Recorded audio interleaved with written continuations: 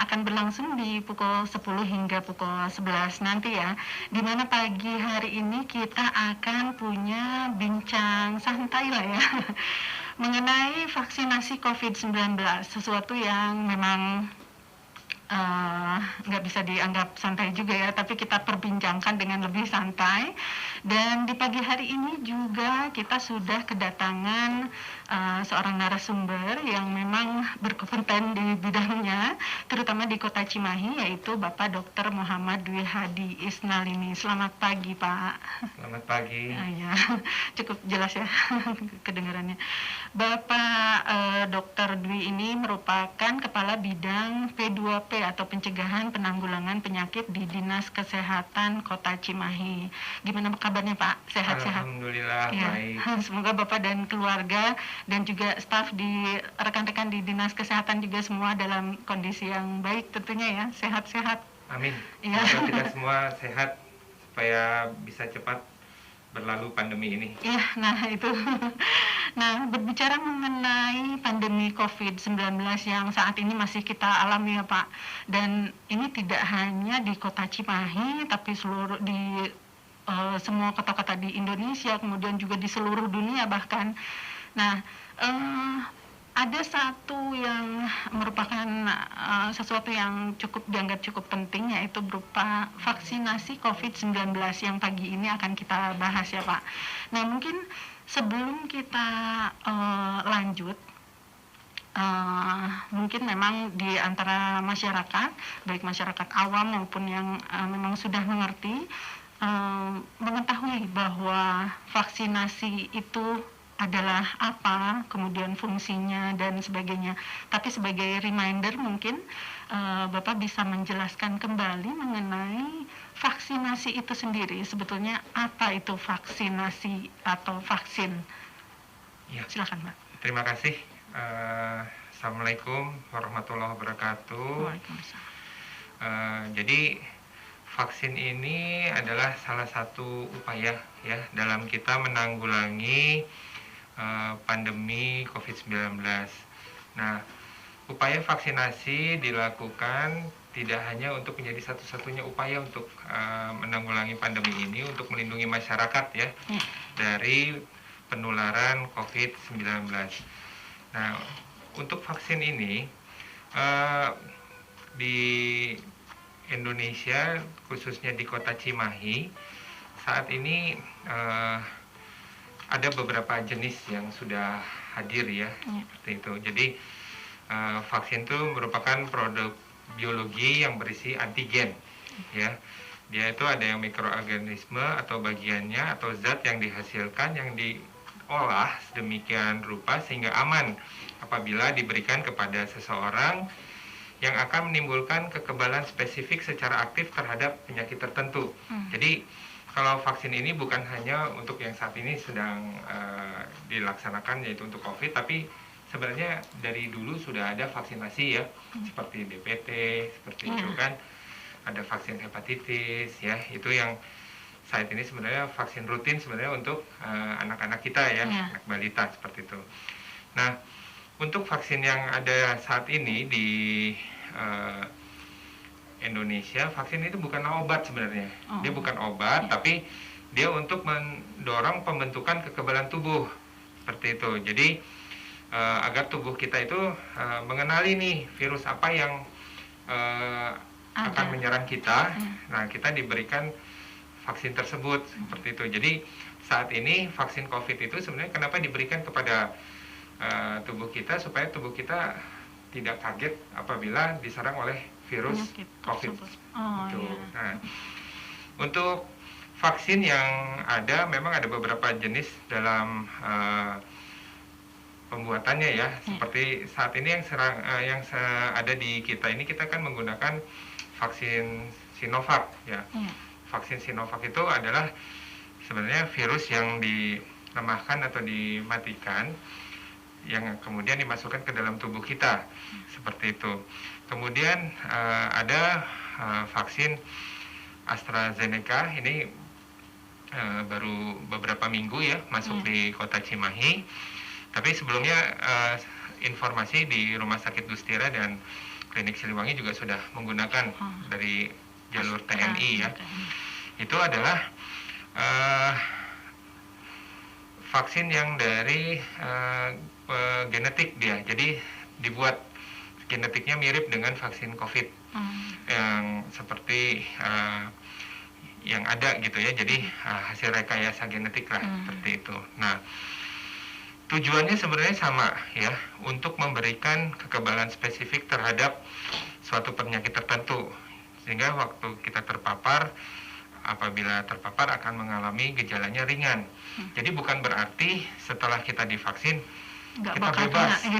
Makanya tetap walaupun sudah dilakukan pemberian vaksin, ya 5M harus dijaga. Ya pakai masker, menghindari kerumunan, seperti itu. 5M tetap harus diperhatikan seperti itu. Dan memang vaksin ini juga sudah dari MUI kita sudah ada fatwanya. Jadi untuk kehalalannya jadi gitu ya. Jadi insya Allah untuk masyarakat bahwa apabila divaksin sudah halal, kita sudah dijamin oleh para ulama kita dari MUI seperti itu, sehingga aman. Kemudian dari BP POM juga kan sudah melakukan uji klinis sehingga vaksin ini juga dinyatakan aman. Kemudian rekomendasi baik itu dari Perhimpunan Dokter Penyakit Dalam, kemudian Perhimpunan Ahli Imunisasi seperti itu. Kemudian untuk anak juga Perhimpunan Dokter Anak Indonesia seperti itu kan. Sekarang juga kita sudah masuk ke vaksin yang usia 12 sampai 17 tahun seperti itu. Jadi insya Allah vaksin yang sudah ada di negara kita yang memang sudah masuk. Jadi memang kalau di Indonesia itu selain Sinovac, ada AstraZeneca, ada Pfizer, ada Johnson & Johnson, kemudian ada Moderna, ada Sinopharm. Kemudian yang dikembangkan juga ada vaksin gotong royong ya, ada vaksin Nusantara ya, seperti itu. Jadi yang di Kota Cimahi saat ini kita ada Sinovac, kemudian ada AstraZeneca, ada Moderna. Moderna ini nanti untuk booster ketiga tenaga kesehatan. Kemudian ada Sinopharm yang memang akan diberikan untuk warga disabilitas, baik fisik maupun mental, seperti itu. Nah, ini yang sudah ada di Kota Cimahi, ada di gudang kami, di gudang vaksin kami di Dinas Kesehatan, seperti itu. Jadi mungkin bisa diulang ya, bahwa dari berbagai jenis vaksin, seperti juga kandungan di dalamnya ya, ada yang berupa virus yang dilemahkan, kemudian juga ada yang berupa sejenis rekayasa genetika yang sama-sama berfungsi atau bertujuan untuk mengenalkan tubuh akan penyakit tersebut, jadi menstimulasi gitu ya. Nah, dan saat ini di Kota Cimahi sendiri sudah ada berbagai jenis, seperti yang tadi dokter sebutkan, ada Sinovac, kemudian AstraZeneca, Moderna, kemudian Sinopharm dan lain-lain ya. Nah, sementara mengenai kelebihan atau perbedaan dari masing-masing jenis vaksin tersebut, apakah memang ada perbedaan yang signifikan atau sebetulnya sama saja dari sisi fungsi atau kegunaannya gitu, Dok? Kalau untuk kelebihan kekurangan dari masing-masing jenis vaksin ada ya. Jadi efikasi dari vaksin itu memang punya kriteria masing-masing ya. Kalau untuk Sinovac itu kurang lebih di 60% efikasi. Jadi dia bisa menangkalnya itu sampai 60%. Kalau AstraZeneca itu sampai kurang lebih 63%. Kemudian yang Moderna itu kurang lebih di 70-an% juga. Kemudian kalau untuk Pfizer itu bisa sampai ke 87%. Nah, ini cuman kalau Pfizer memang perlakuannya khusus dia ya. Untuk Pfizer itu juga perlakuannya khusus, sehingga masih sulit kalau untuk ada di Indonesia juga, di Kota Cimahi, karena dia membutuhkan eh, wadah untuk menyimpannya itu harus minus 70 derajat. Itu untuk yang Pfizer seperti itu. Jadi di kami saat ini ada Sinovac itu bisa sampai 2 sampai 8 derajat masih aman dalam penyimpanannya. Kemudian untuk AstraZeneca juga seperti itu. Itu jadi kelebihannya ya. Jadi mudah kalau mau simpan, didistribusikan ke puskesmas atau ke klinik-klinik seperti itu. Kemudian untuk Moderna juga untuk penyimpanannya dia juga harus di freezer juga. Jadi harus minus 20 derajat gitu ya, seperti itu. Nah, untuk kelebihannya itu memang dari efikasinya tadi ya. Jadi dia bisa menangkalnya itu berapa persennya. Kemudian sejauh ini dari KIPI yang terjadi. Jadi pasca imunisasi seperti itu kejadian pasca imunisasinya memang saat ini yang tercatat di kami untuk Sinovac ini lebih nyaman lah istilahnya, lebih nyaman, lebih sedikit tingkat KIPI-nya dibanding yang AstraZeneca ya. Kalau yang AstraZeneca memang sudah kami sampaikan juga sebenarnya kalau saat akan melakukan penyuntikan vaksin seperti itu, karena akan lebih terasa di badan itu lebih pegal-pegal seperti itu, demamnya juga akan lebih tinggi seperti gitu itu. Sementara kalau dari peruntukannya itu vaksin yang sekarang tersedia itu ada khusus nggak untuk misalnya untuk usia segini lebih baik jenis vaksin yang apa gitu atau sama saja? Ada. Jadi kalau untuk Sinovac itu sudah bisa untuk usia 12 sampai 17 tahun. Yang Sinovac. Kalau untuk AstraZeneca masih 18 tahun ke atas seperti itu. Untuk dalam pelaksanaan screeningnya sebenarnya Sinovac dan AstraZeneca itu juga sebenarnya masih sama ya. Kemudian untuk penyakit yang harus diwaspadai tetap masih sama ya, apabila dia punya alergi berat, kemudian ada riwayat penyakit komorbid lainnya ya, seperti penyakit jantung atau penyakit diabetes seperti itu, atau gangguan pembekuan darah ya, yang tetap berfungsi di screening di awal ya mungkin itu sama ya. Sama. Ya dok. Nah untuk Anda mungkin yang masih mempunyai pertanyaan, Anda bisa WhatsApp ke 085161280929 ya. Nanti di sesi berikutnya mungkin akan kita bahas satu persatu dan sebelumnya juga sudah ada beberapa pertanyaan yang masuk. Sekali lagi nomornya di 085161280929. Tapi hanya untuk WhatsApp saja ya. Jadi nanti kita akan bahas satu persatu. Nah, mungkin kita bisa lanjut mengenai target, Pak. Apa yang ditargetkan terutama khususnya di Kota Cimahi, berapa persentase target penduduk yang harus divaksin untuk mencapai kekebalan komunitas yang katanya memang merupakan target juga di masa pandemi seperti ini, Pak. Ya, jadi untuk mencapai herd immunity ya, kita ditargetkan minimal 70%. Kalau di khusus Kota Cimahi 70% warga Kota Cimahi diharapkan mendapatkan herd immunity, sehingga saat herd immunity itu sudah terbentuk ya, untuk yang 30%-nya juga nanti bisa tercover lah oleh yang 70% itu. Nah, kalau untuk di Kota Cimahi ini berdasarkan sasaran dari KPCPN ya, itu kita ada 431 jiwa.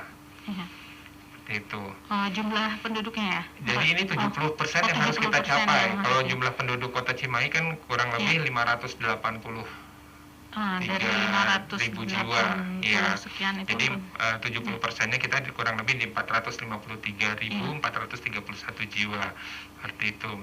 sementara pencapaiannya Pak Nah, untuk sampai saat ini? hari ini, alhamdulillah Kota Cimahi kita sudah di 46%, 46,1%. Itu untuk dosis satunya. Untuk dosis 2-nya kita sudah di 21,65%. Seperti itu. Jadi ini yang sedang kami upayakan untuk melakukan percepatan. Diharapkan akan ada bantuan-bantuan dalam percepatan pelaksanaan vaksinasi ini, sehingga target kita November mudah-mudahan 70% bisa tercapai. Seperti itu. Ini pencapaian sekitar 46% ini setelah dilakukannya vaksinasi dari bulan apa ya Pak? Dari awal bulan Februari, setelah ya. mulai dicanangkan, itu kita semua kami sudah berupaya untuk melaksanakan kegiatan vaksinasi yang awalnya adalah untuk tenaga kesehatan, ya, tenaga kesehatan yang ada di Kota Cimahi. Ini sudah tervaksin semua kurang lebih sekitar 5.544 ya, untuk tenaga kesehatan. Sudah vaksin ke-1 dan ke-2 ya? Sudah. Jadi kalau sasaran kita sebenarnya di 3.878 yang tenaga kesehatan, yang tervaksin itu 4.654. Jadi banyak, melebihi seperti itu. Karena memang untuk tenaga kesehatan kan tidak semuanya tinggal di Kota Cimahi, jadi ada yang dari luar Cimahi juga seperti itu. Kemudian untuk lansia juga saat ini pencapaian kita masih di 52%. Jadi dari sasaran 40.937, kita lansia baru 21.634. Jadi masih ada lansia yang belum tervaksin.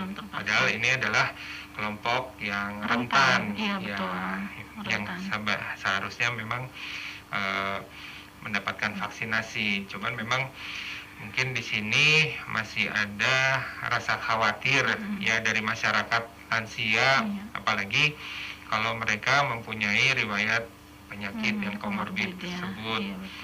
Sebenarnya kalau untuk mereka apabila akan dilakukan vaksinasi, apabila memang memiliki penyakit komorbid, sebaiknya kontrol ke dokter yang merawatnya untuk mendapatkan izin, dan itu insya Allah aman. Karena memang ada beberapa yang sudah dilakukan vaksinasi, alhamdulillah tidak ada masalah yang berarti seperti itu. Jadi komorbid itu nggak selalu nggak bisa divaksin ya? Iya, betul. Tidak bisa selalu tidak jadi bisa kontrol divaksin. dulu Kontrol ke dulu. Yang biasa Jadi untuk kalau dia kontrol, mendapatkan surat keterangan dari dokter yang merawat, itu juga akan memberikan ketenangan juga bagi petugas yang akan memvaksin seperti itu. Jadi memang ini warga atau peserta vaksinasinya sehat atau sudah terkontrol penyakitnya sehingga aman untuk dilakukan vaksinasi seperti itu. Jadi nggak perlu khawatir berlebihan juga, asalkan kita memang berkonsultasi dulu dengan dokter yang biasa merawat, yang khusus untuk para lansia ya dok. Nah sementara untuk memang saat ini kan informasi yang kita terima itu banyak sekali ya, dari berbagai macam, dari media sosial, kemudian dari internet, dari berbagai macam portal berita dan sebagainya. Nah, ada yang menyebutkan juga bahwa vaksinasi yang diberikan itu ketahanannya itu ternyata hanya beberapa bulan atau beberapa saat saja, sehingga diperlukan vaksinasi ulang atau tambahan gitu. Nah, seperti yang diberikan berupa booster ya, kalau saya tidak salah. Nah, apakah itu memang di semua jenis vaksin yang diberikan, yang sekarang sudah diterima oleh beberapa kalangan masyarakat, itu harus dilakukan booster tersebut? Iya, memang tadi kalau terkait vaksin ya, seperti bila tahun depan misalnya ada program lagi untuk dilakukan booster, sudah tidak terlalu berat lah. Jadi hanya di booster 1 kali itu untuk 1 tahun seperti itu. Kalau saat ini kan semua vaksin COVID dilakukan 2 kali dengan 2 dosis gitu. Jadi misalnya harus di booster, tahun depannya kita cukup dengan 1 kali seperti itu. Mungkin nanti kita akan lanjut perbincangan kita ya dengan beberapa hal lain yang berkaitan dengan vaksinasi, khususnya vaksinasi COVID-19 ini. Dan juga ada beberapa pertanyaan yang sudah masuk berkaitan dengan vaksinasi COVID ini. Namun sebelumnya kita rehat sejenak ya dok, untuk menikmati satu sajian berikut. Jangan kemana-mana, tetap di 92,9 FM Mix Radio. Tidak ada keluhan sejauh ini, jadi aman seperti itu. Dan kemudian usia yang 18 tahun ke atas pun memang ada laporan yang dia mengalami demam seperti itu, terus sakit badan. Tapi dengan pemberian obat-obatan analgetik kayak gitu, antipiretik seperti itu, reda, teratasi masalahnya seperti itu. Ya, terima kasih dok. Berikutnya juga ada pertanyaan yang sudah masuk ke 085161280929 dari Ibu Heni di Cihanjuang, Cimahi. Nah, Ibu Heni ini menanyakan putranya berusia sekitar 20 tahun kemarin sempat datang ke sentra vaksin, kemudian karena di 1,5 bulan kemarin sempat positif COVID-19, ditolak untuk melakukan vaksinasi. Nah, sementara menurut informasi yang beliau terima, di tempat lain bisa katanya dengan jarak 1,5 bulan setelah terkonfirmasi positif itu untuk melakukan vaksinasi. Nah, itu bagaimana dok? Ya, jadi untuk pemberian vaksinasi terhadap peserta vaksin yang merupakan penyintas ya, atau yang pernah terpapar COVID-19, jadi berdasarkan surat edaran dari Kementerian Kesehatan, kemudian hasil koordinasi juga dengan Dinas Kesehatan Provinsi, bahwa sampai saat ini kebijakannya adalah para penyintas setelah dinyatakan PCR negatif atau setelah gejalanya hilang, itu minimal 3 bulan baru dapat diberikan vaksinasi seperti itu. Sehingga tujuannya itu adalah seorang penyintas itu sebenarnya begitu dia terpapar, dia sudah membentuk antibodi di dalam tubuhnya sendiri ya, secara alami seperti itu. Sehingga apabila dilakukan pemberian vaksin, dikhawatirkan nanti efektivitas dari vaksin yang diberikan itu tidak tercapai secara maksimal, sehingga dia antibodinya, padahal antibodi yang didapat dari seorang penyintas itu juga tinggi gitu. Jadi akan bertahan dengan kurang lebih 3 bulan, baru nanti dia untuk mendapatkan vaksinasi kembali. Jadi itu ya sebabnya menunggu 3 bulan itu, karena sebetulnya antibodi sudah ada. Bagi penyintas itu antibodi sudah terbentuk di dalam tubuhnya seperti itu. Sementara vaksinasi juga bertujuannya sama gitu. Tapi nanti dibaca oleh antibodinya yang vaksin itu tidak maksimal, sehingga saat dia dilakukan vaksinasi juga nanti efektivitasnya juga kurang ya. Itu kenapa disarankan 3 bulan seperti itu. Dan itu masih berupa rekomendasi resmi ya, yang resmi jadi, seperti itu. Ya. Nah, itu kadang-kadang ya informasi ini kita juga harus saring ya. Apakah itu informasi yang memang tepat, informasi yang berupa hoax, atau kadang mitos-mitos juga ya. Saat ini bisa dengan mudah gitu sampai ke kita melalui masyarakat. Apalagi dengan media sosial saat ini. Sungguh banyak ya, kita bisa lihat di Instagram, ada media TikTok seperti itu. Betul.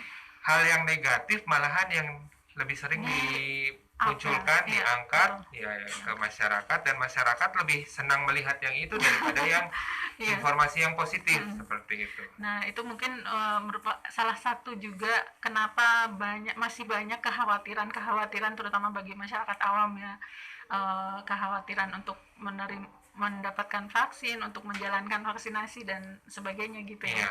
Iya.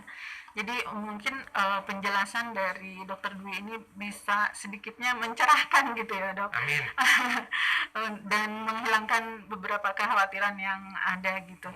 Nah, kemudian khusus untuk kota Cimahi ini sendiri, apakah vaksinasi di mana kita bisa mendapatkan vaksinasi COVID-19, karena untuk di beberapa sentra, kemudian di beberapa fasilitas kesehatan mungkin masih ada persyaratan khusus bahwa khusus yang berdomisili di Kota Cimahi kah, atau bagaimana? Khusus untuk Kota Cimahi itu gimana, Dok? Ya, jadi untuk Kota Cimahi kita ada pelayanan vaksin sebenarnya di 13 puskesmas yang ada, itu semua melakukan pelayanan vaksin. Ya. Kemudian hari pelayanannya juga Senin sampai Jumat. Mereka juga melayani untuk dosis 1 dan dosis 2. Nah, untuk dosis 1 saat ini menggunakan vaksin AstraZeneca. Untuk dosis 2 menggunakan vaksin Sinovac, karena vaksin dosis 1-nya saat itu menggunakan Sinovac. Seperti itu. Dan sekarang vaksin Sinovac memang untuk jumlahnya tidak terlalu banyak, sehingga ini kita utamakan untuk vaksin dosis 2 dulu untuk menyelesaikan. Kemudian 13 puskesmas, kemudian kita juga ada 4 klinik ya yang melaksanakan vaksinasi juga. Itu ada klinik Siliwangi, klinik Budi Luhur, klinik Dr. Nur Farah, kemudian klinik Izati. Kemudian kita juga ada 5 rumah sakit yang melakukan vaksinasi ya, pelayanan vaksinasi. Rumah sakit Dustira, Rumah Sakit Umum Cibabat, Rumah Sakit Mitra Kasih, Rumah Sakit Kasih Bunda, Rumah Sakit Mal, 6, berarti satu lagi sama dengan Rumah Sakit Avicenna. Seperti itu melakukan pelayanan vaksinasi seperti itu. Ya. Jadi nggak perlu jauh-jauh ya, mungkin bisa disesuaikan dengan kedekatan domisili ini ya. Itu yang rutin ya. Dan kita juga ada beberapa sentra, dan memang yang kemarin teman-teman dari IO di sentra vaksin yang Teknopark ya, yang bersama BPBD itu sampai kita viral ya di Instagram. Itu alhamdulillah kita juga kebantu dengan target 56.000 di dalam 28 hari kita pelaksanaan, itu tercapai maksimal, sehingga alhamdulillah gitu ya, pencapaian sasaran kita juga tinggi, terbantu sekali dengan adanya sentra vaksin. Nah, dan juga kita ada beberapa sentra vaksin lagi. Nah, untuk yang Teknopark ini sekarang kita sudah hari pertama masuk ke pelayanan dosis kedua sebenarnya. Ya. Dan untuk pelayanan dosis 1 kita ada di rencana hari Sabtu itu di FK Unjani. Jadi kerjasama antara FK Unjani dan Puskesmas Cibeber itu melaksanakan vaksinasi di FK Unjani. Itu sasarannya 1.000 orang. Jadi 500 dari fakultas, 500 dari masyarakat di Cibebernya, seperti itu. Puskesmas Cibebernya. Kemudian sebelum-sebelumnya juga kita ada dengan Stikes Budi Luhur, Stikes Ahmad Yani, seperti itu. Kemudian bersama Polres juga kita beberapa kali di Teknopark ya. Kemudian ada yang dari Polda bersama Apindo itu. Kemudian sejak digulirkan vaksinasi untuk usia 12 dan 17 tahun, kami juga melaksanakan di SMP 1. SMP 1 sudah dilaksanakan, kemudian di SMP 5 ya. SMP 8 Dwi Gajah kemarin. Nah, ini ada rencana kalau vaksinnya tersedia kita akan juga melakukan di SMP 2 ya, SMP 2, kemudian SMP 5 juga seperti itu. Kemudian untuk anak-anak MA, MTS juga kami kemarin karena di Teknopark itu dengan dosis satunya BPBD yang provinsi itu sudah terpenuhi kuotanya, sudah kita laksanakan, sudah 100%, jadi masih ada sisa hari, kami laksanakan berbarengan lagi untuk dosis 1 AstraZeneca kemarin tanggal 9 dan 10. Kemudian digabung dengan pemberian dosis 1 untuk anak-anak MA dan MTS dengan sasaran kurang lebih 2.000 orang itu, dan alhamdulillah sudah terlaksana, target terpenuhi. Dosis satunya dosis ya. 1 100%. Jadi untuk siswa MA untuk siswa MA dan MTS itu. Jadi usia 12 dan 17 tahun juga sudah kami jalankan seperti itu. Nanti yang belum bisa akan kami laksanakan apabila ketersediaan vaksin telah terpenuhi. Nanti kita akan bagi lagi waktunya seperti itu. Jadi memang ada rencana-rencana ke depan. Kemudian tanggal 16 kami akan melakukan gebiar vaksin untuk disabilitas. Jadi ini untuk warga yang disabilitas fisik, dan memang sudah ada sasarannya ya, by name by address-nya sudah ada. Ini dengan dinas sosial kita sudah bekerja sama akan melaksanakan kegiatan vaksin bagi disabilitas tanggal 16 Agustus, hari Senin. Untuk tempat ini karena sasaran ada 693 tempat kita laksanakan untuk mendekati masyarakat. Jadi ada di 3 kecamatan, yaitu Kecamatan Cimahi Utara, Cimahi Selatan, dan Cimahi Tengah, itu sebagai lokasi. Kemudian akan ada juga yang dilaksanakan di Kelurahan Baros, ya, itu untuk warga disabilitas di Kelurahan Baros dan Cigugur, karena itu masih satu wilayah dari tanggung jawab atau binaan dari Puskesmas Cigugur Tengah, sehingga akan dilakukannya di Kelurahan Baros yang terdekat seperti itu. Kemudian untuk kelurahan warga disabilitas di Kelurahan Melong akan dilaksanakan di Puskesmas Melong Asih. Kemudian untuk di Puskesmas Melong Asih. Kemudian untuk yang warga Kelurahan Ciberem akan dilaksanakan di Puskesmas Pembantu Puskesmas Ciberem. Seperti itu. Jadi kami akan melaksanakan serempak untuk 693 sasaran di 7 titik yang menjadi tempat. Serentak di 16 Agustus ya, di beberapa semua di 16 Agustus yang tadi dilaksanakannya. dokter sebutkan ya. Iya. Dibikin gebiar di 16 Agustus. Ya. Khusus untuk penyandang disabilitas. Iya. Itu. Kerjasama dengan dinas sosial ya mungkin. Ya, dinas sosial, dinas kesehatan, kemudian dari binwil wilayah ya. Jadi kan di pemerintah Kota Cimahi itu masing-masing SKPD mempunyai wilayah binaan. Nah, nanti mereka juga akan ikut membantu dalam terlaksananya kegiatan ini. Gitu. Jadi, insya Allah untuk warga disabilitas juga akan jadi perhatian dari pemerintah kota. Gitu.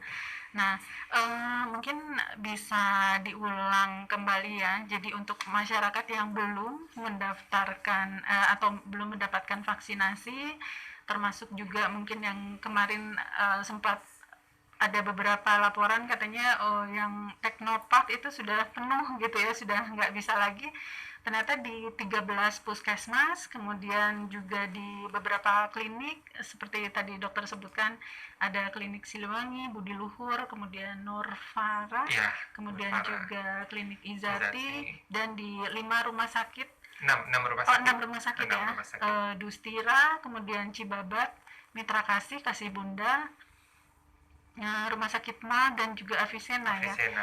Mungkin masyarakat masih bisa mendaftarkan diri dan juga bisa memperoleh vaksinasi di tempat-tempat tersebut ya. Iya, betul. Dan itu sudah usia 12 tahun ke atas juga sudah bisa ya. Jadi untuk usia 12 sampai 17 karena ini vaksin yang dapat diberikannya hanya satu jenis ya, sampai saat ini yang direkomendasikan dari Kemenkes itu hanya vaksin Sinovac. Sehingga saat ini target dari kami di Dinas Kesehatan adalah berusaha untuk di sekolah-sekolah dulu pelaksanaannya, seperti itu. Jadi supaya pencatatannya juga lebih sasarannya lebih jelas, lebih jelas seperti itu. Akan tetapi apabila nanti memang vaksin Sinovac ini memang jumlahnya sudah mencukupi, kami akan distribusikan lagi untuk di masing-masing puskesmas. Sehingga untuk masyarakat mungkin yang masyarakat Cimahi yang tidak sekolahnya di Cimahi nanti juga bisa mendapatkan pelayanan seperti itu. Yang saat ini vaksin Sinovac yang ada kami upayakan untuk memenuhi sasaran dari dosis kedua. Karena kalau udah dosis pertama diberikan, dosis 2 itu wajib kita siapkan gitu. Tapi kalau untuk yang dosis 1 satu rangkaian kalau vaksinnya tidak ada, ya kita masih bisa menunda gitu, seperti itu. Dan memang untuk pemberian dosis 1 dan dosis 2 vaksin ini kan sampai saat ini rekomendasi dari WHO dan Dinas Kesehatan tidak boleh dengan vaksin yang berbeda, kecuali dengan ada hal-hal tertentu seperti itu. Gitu. Jadi memang kalau dia alergi dengan vaksin dosis 1 dari satu jenis gitu, mungkin karena ini dari bahan pembuatnya dari bahan pembuatnya mungkin seorang alergi, karena ada kasus seperti itu. Ini sedang kami rencanakan akan pemberian dengan dosis yang dengan jenis yang lain, seperti itu, dan itu akan diberikan nanti di rumah sakit, seperti itu. Dok, ini ada satu orang yang tersambung di telepon, mungkin coba kita angkat ya dok teleponnya. Halo. Halo, assalamualaikum. Waalaikumsalam. Ya, Ibu, suara saya terdengar jelas ya, Bu? Oh, terdengar. Ya, dengan Ibu siapa ya? Ibu Susi dari Cimahi. Ibu Susi dari Cimahi ya. Dokter Dwi bisa mendengar? Mangga, Ibu Susi. Silakan Bu, disampaikan pertanyaannya. Halo. Sebentar Bu, terputus.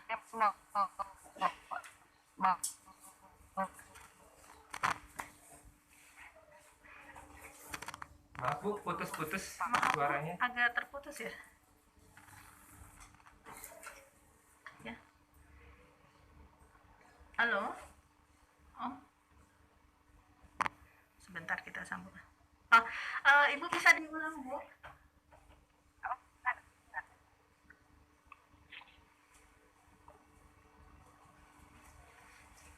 Sebentar. Ada sedikit gangguannya.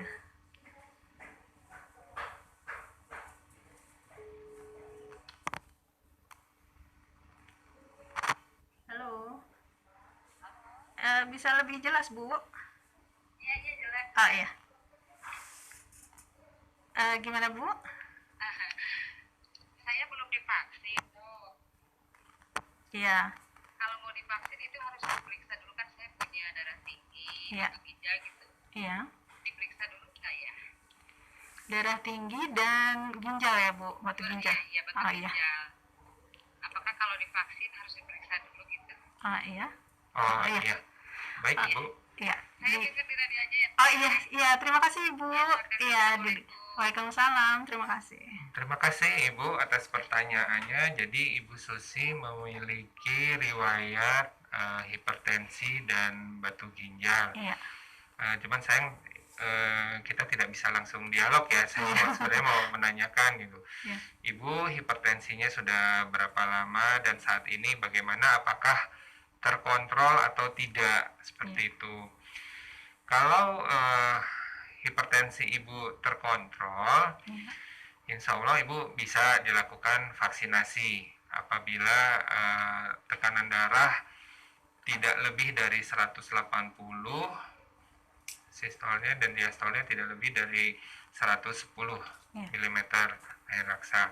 Sehingga hal itu bisa dilakukan, Bu. Jadi apabila Ibu rutin minum obatnya, kemudian Ibu dalam kondisi sehat, dan tadi Ibu memiliki batu ginjal, ya itu masih bisa dilakukan, Bu, untuk mendapatkan vaksinasi seperti itu, Bu.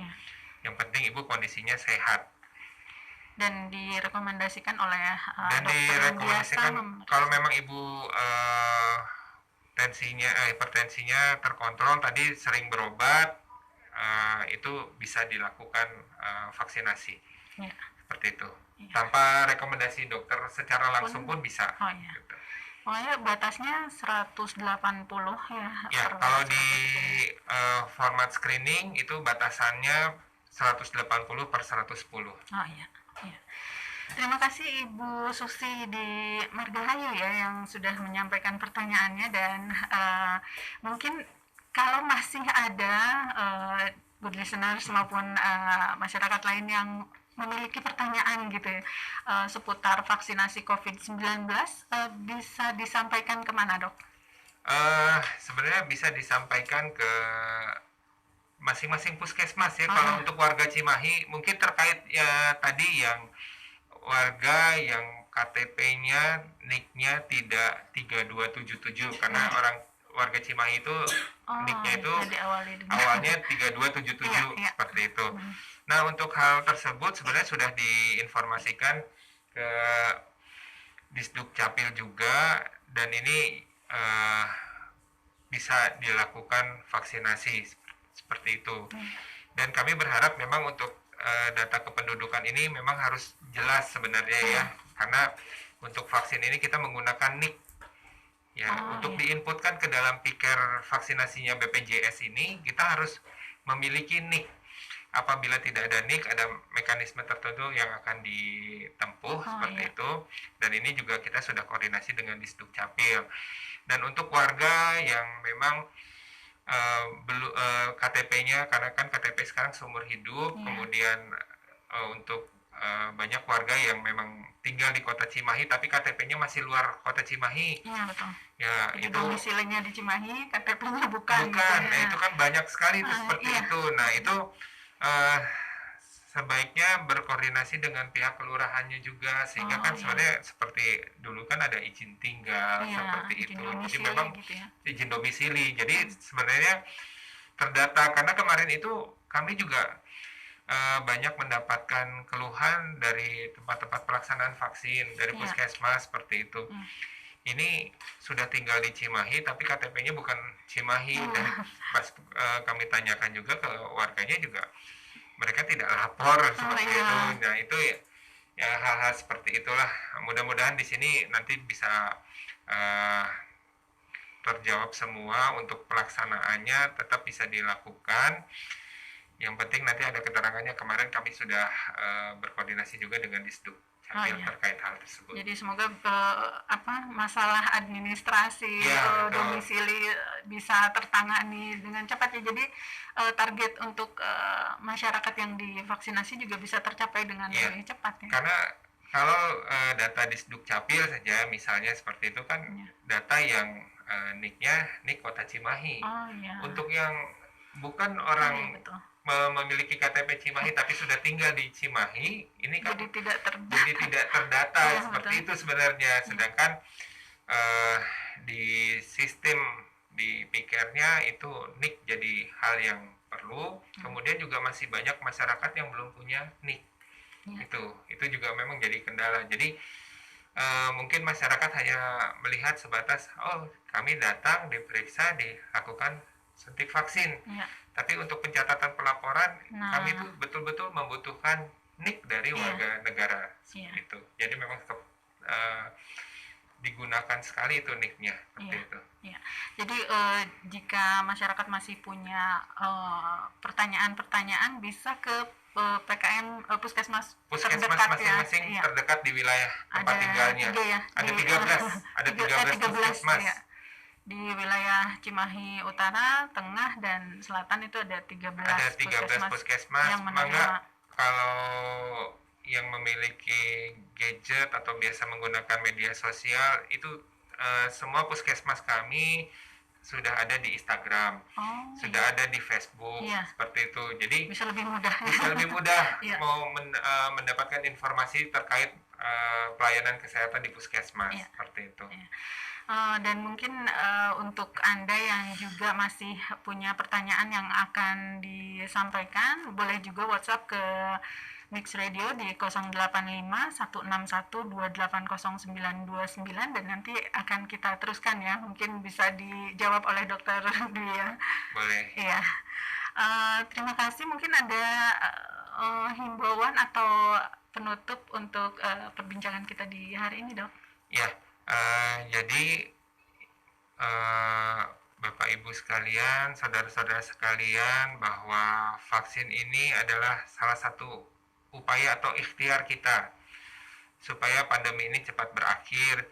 Kemudian masalah gejala yang timbul setelah imunisasi itu lebih kecil dibandingkan manfaat yang akan kita terima, seperti itu. Kemudian memang data sudah menunjukkan bahwa kasus kemarin, peningkatan kasus COVID di Indonesia, angka kematiannya tinggi itu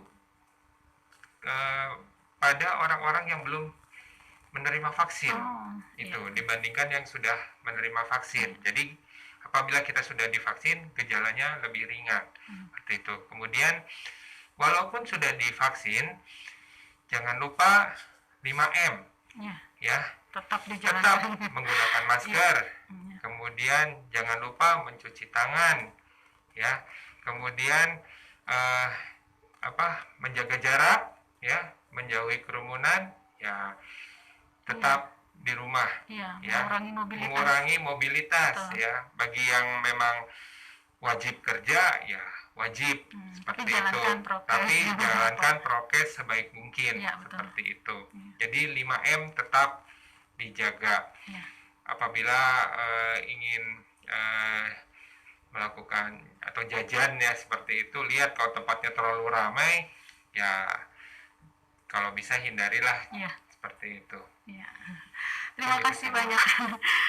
Terima kasih banyak atas banyak sekali paparan yang penjelasan, kemudian juga mungkin banyak menghilangkan keraguan-raguan yang selama ini untuk masyarakat awam masih ragu antara ini informasi yang betulkah atau hoax atau informasi yang kurang tepat gitu ya, Dok. Jadi banyak sekali manfaat dari perbincangan yang kita lakukan di pagi hari ini. Terima kasih juga atas kehadirannya, Dok. Sama-sama. Di waktu liburnya mungkin ya seharusnya di hari ini. Nah, mungkin kita akan bertemu lagi di perbincangan dengan topik yang lain dengan Dr. Dwi dan dengan Dinas Kesehatan Kota Cimahi. Dan untuk hari ini sekian perbincangan kita di hari ini. Terima kasih atas perhatiannya. Saya Ringgas Mara pamit dan sampai jumpa.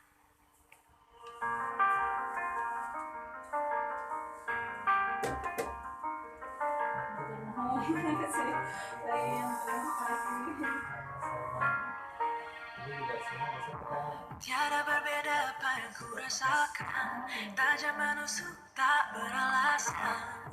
Kita